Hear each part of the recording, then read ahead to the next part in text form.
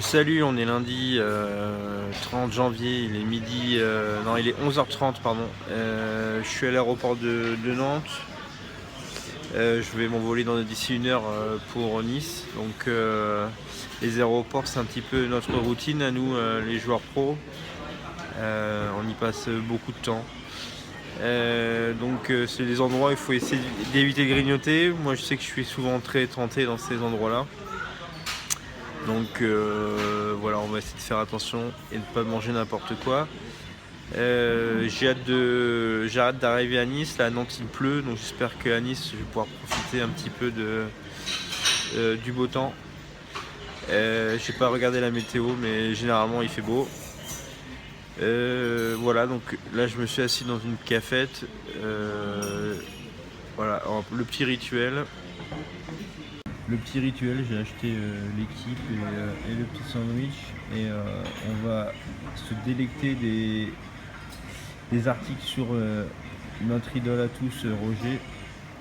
Et puis voilà, et après on prend un petit vol, un petit dodo dans l'avion et on arrive sur la côte d'Azur.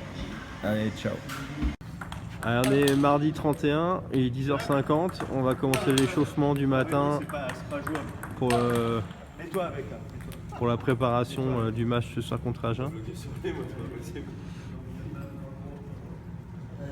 Donc là en orange on a Rémi Bonato qui est notre numéro 4 qui est classé qui est le 4 pour ce soir, qui est classé 350 ou 400 français. En face on a Rampus Söderlund, donc qui est très très puissant comme vous pouvez le voir,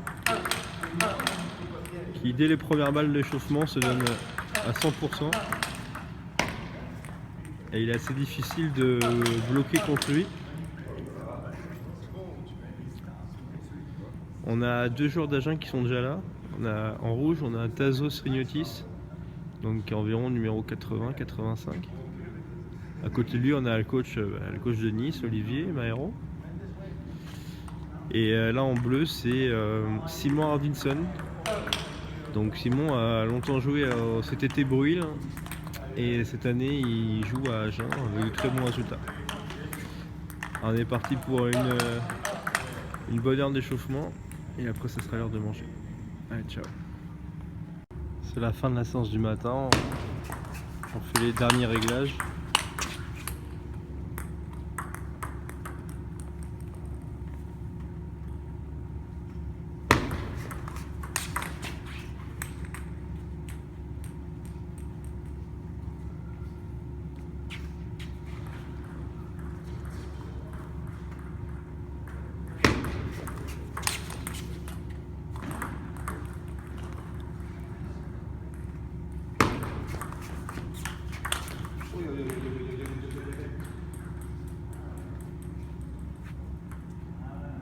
Et donc les joueurs d'Agen.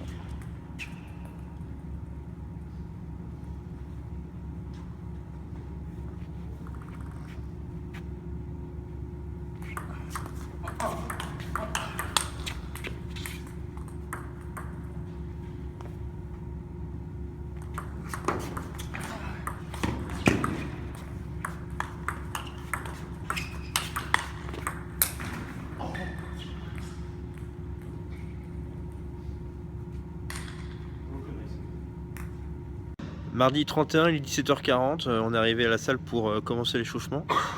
Alors le match commence à 19h30, donc ce qu'il faut savoir c'est qu'en pro il y a une seule table donc, et pour pouvoir se partager la table principale, on découpe des horaires spécifiques et qu'on se répartit entre les deux équipes de manière équitable. Donc là il est 17h40, on a décidé que ce serait Agen qui commencerait à s'échauffer 20 minutes sur la table principale et ensuite on tournerait toutes les 20 minutes et ce jusqu'à 19h20. Et pour les 10 dernières minutes, on se partage la table entre les deux équipes. Donc voilà, là vous pouvez voir, on a le nouveau t-shirt d'échauffement de Nice en noir. Et je vais vous montrer aussi, on a enfin reçu nos nouveaux maillots de la saison 2016-2017, il était temps. Un petit peu de retard à cause des problèmes de sponsor et de flocage. Et donc on a enfin été reçu la nouvelle collecte. Voilà. Donc voilà la nouvelle collecte. Donc on est sponsorisé depuis la saison dernière par Erima. Donc Erima, ce n'est pas vraiment une marque de pink, c'est plutôt une marque qui fait du handball et d'autres sports. Mais leurs collections sont plutôt sympas, donc si vous voulez un petit peu avoir des maillots originaux qui sortent un petit peu des habitudes de ce qu'on trouve chez les marques de ping, bah, je vous invite à regarder leur catalogue et peut-être que vous trouverez votre bonheur. Donc ça c'est la face. Et puis dans le dos, voilà, avec le nom bien sûr, et l'aigle niçois. Voilà, donc là maintenant je vais commencer mon échauffement physique pour être prêt à commencer l'échauffement à 18h. Allez, je vous dis à tout à l'heure. Allez, on est après le match, après la défaite 3-1 face à Agen. Petite déception quand même si l'équipe en face était très forte. Il y avait moyen d'aller chercher plus de points. Donc j'ai avec moi, comme vous le voyez, Jérémy Petiot à côté de moi, qui a été le seul joueur qui a réussi à nous rapporter un point ce soir, avec une belle perf sur l'Ukrainien Zmudenko. Donc on va profiter de sa présence pour faire le débrief ensemble. Donc tout d'abord, le premier match avait opposé en pousse Dorlund chez nous contre Simon Arvidsson pour Agen, donc 2 Suédois. Et Arvidsson a pris le dessus 3-0 très nettement, même si le deuxième set avait été accroché. Arvidsson a vraiment été au-dessus et était vraiment impérial ce soir. Et puis ensuite, donc on a eu en second match, on a eu Jérémy contre Zmudenko. Donc vas-y, parle-nous un petit peu de ton match, Jérémy. Très bon match de ma part. Je suis très très bien rentré dans le match. Je suis parti à 1-0 tout de suite. J'ai mené dans le deuxième set 8-4 je crois, après 17, 18. 1-0-9-5. 1-0-9-5, voilà. Et donc j'étais bien et je me retrouve à perdre ce set. Et au final, j'ai pas lâché, j'ai très bien joué, j'ai continué sur la lancée.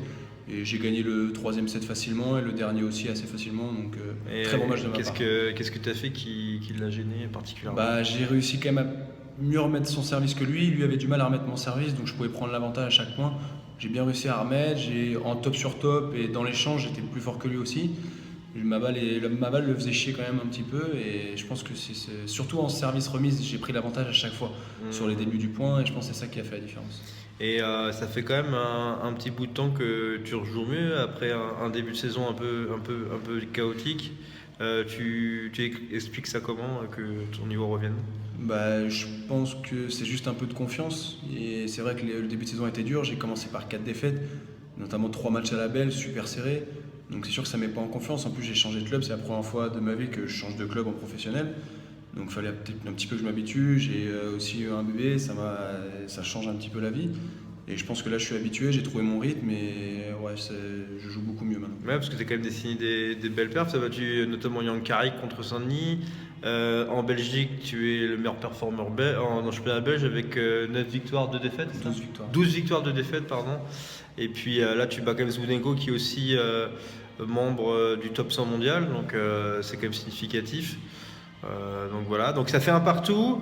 Ensuite, on joue le double face à Arvidsson et le grec Rignotis. Et donc, comme à nos habitudes, malheureusement, on a mal démarré le match puisque on était mené 2-7-0 et on a encore perdu le premier set. 11-9, et ça fait 9 doubles qu'on fait. On a perdu les 9 premiers sets, donc c'est à peine croyable. Je pense qu'on aurait fait exprès, on n'a pas réussi.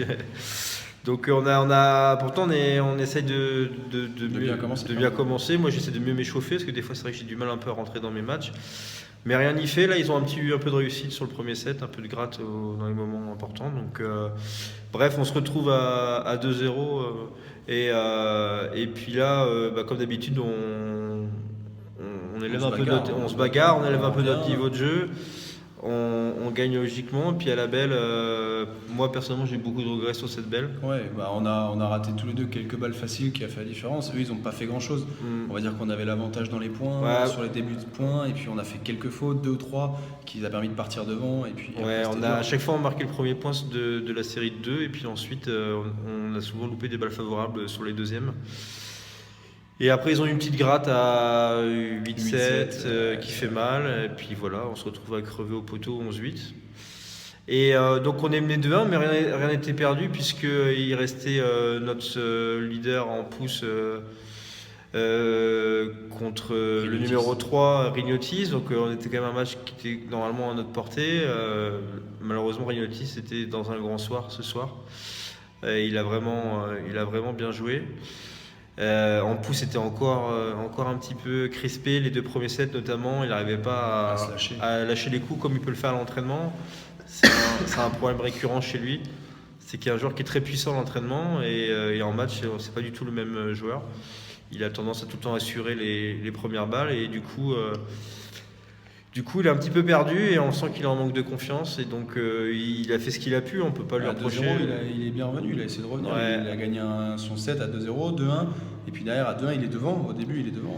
Ouais, et puis non, après bon, franchement, Rignotis, il a fait un gros match. Rignotis a fait un gros match avec son jeu de bloc. Il a un jeu un petit peu spécial, il paraît un peu nonchalant. Mais il est très très calme et très très serein en contre-initiative et il est difficile de le déborder. Donc ce qui fait qu'on perd 3-1 sur le plan comptable, c'est assez catastrophique. Surtout vis-à-vis des autres résultats qu'ils ont eu ce soir. Exactement, avec le match, la victoire 3-2 de Boulogne sur Nantes. Donc du coup, Boulogne engrange 3 points et revient à notre hauteur, tandis que Nantes marque 2 points et passe 1 point devant. Pendant ce temps-là, Argentan, qui était à égalité avec nous, a mis 3-0 face au leader Saint-Denis. Donc, ils prennent 2 points. Ils prennent 3 points. Ouais, mais ils prennent 2 points sur nous encore. Ah oui, ils prennent 2 points d'avance sur nous. Donc, très très mauvaise opération. On se retrouve donc 9e ex-aequo, ou dernier ex-aequo, comme vous voulez, avec Boulogne. Et donc, du coup, le match de la semaine prochaine face à Argentan va être super important. Cette fois-ci, ce ne sera pas Ampousse qui jouera, ce sera Enio Mendes qui prendra sa place. Donc on espère qu'on sera tous les 3 en grande forme pour gagner ce match. Je pense qu'il faut vraiment le gagner et ce sont encore des joueurs à notre portée, mais bon, pour l'instant on fait une saison quand même en dents de scie un peu décevante, donc j'espère qu'on va relever la tête en seconde phase. En tout cas, on va conclure là-dessus. Merci Jérôme de ta participation. Merci à toi, Bob. J'espère que vous avez apprécié un petit peu le changement de format, pas toujours que ma gueule.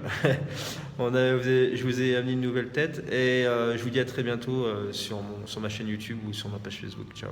Ciao.